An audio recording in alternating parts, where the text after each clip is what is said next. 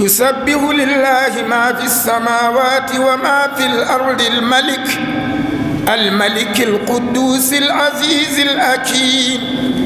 هو الذي بعث في الأميين رسولا منهم يتلو عليهم آياته ويزكيهم ويعلمهم الكتاب والحكمة وإن كانوا من قبل لفي ضلال مبين. وآخرين منهم لما يلحقوا بهم وهو العزيز الحكيم. ذلك فضل الله يؤتيه من يشاء والله ذو الفضل العظيم. مثل الذين حملوا التوراة ثم لم يحملوها كمثل الحمار يحمل أسفارا بئس مثل القوم الذين كذبوا بآيات الله والله لا يهدي القوم الظالمين.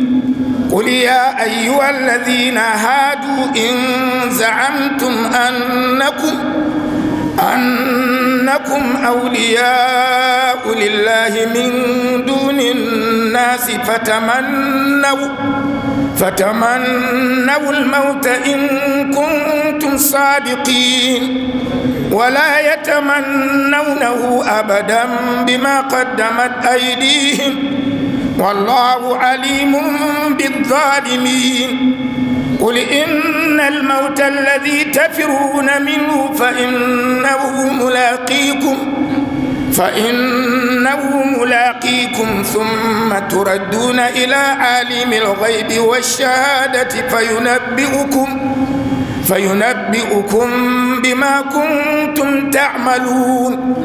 يا أيها الذين آمنوا إذا نودي للصلاة من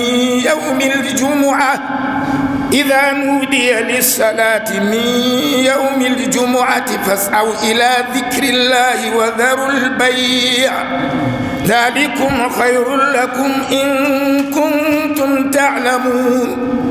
فإذا قضيت الصلاة فانتشروا في الأرض وابتغوا من فضل الله واذكروا الله كثيرا لعلكم تفلحون.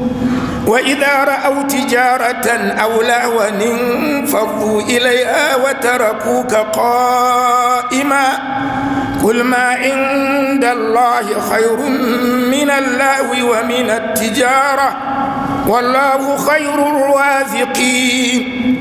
بسم الله الرحمن الرحيم.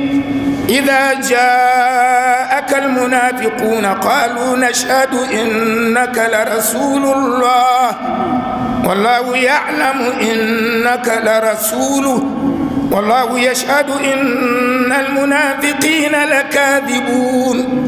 اتخذوا أيمانهم جنة فصدوا عن سبيل الله إنهم ساء ما كانوا يعملون. ذلك بأنهم آمنوا ثم كفروا فطبع على قلوبهم فهم لا يفقهون. وإذا رأيتهم تعجبك أجسامهم وإن يقولوا تسمع لقولهم كأنهم خشب مسندة يحسبون كل صيحة عليهم هم العدو فاحذرهم قاتلهم الله أنى يؤفكون. وإذا قيل لهم تعالوا يستغفر لكم رسول الله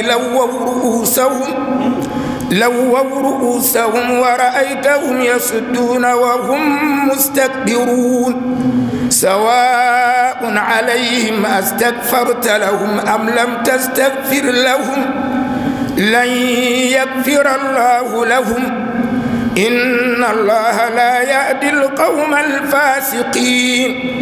هم الذين يقولون لا تنفقوا على من عند رسول الله حتى ينفضوا ولله خزائن السماوات والأرض ولكن المنافقين لا يفقهون. يقولون لئن رجعنا إلى المدينة ليخرجن الأعز منها الأذل ولله العزة ولرسوله وللمؤمنين ولكن المنافقين لا يعلمون.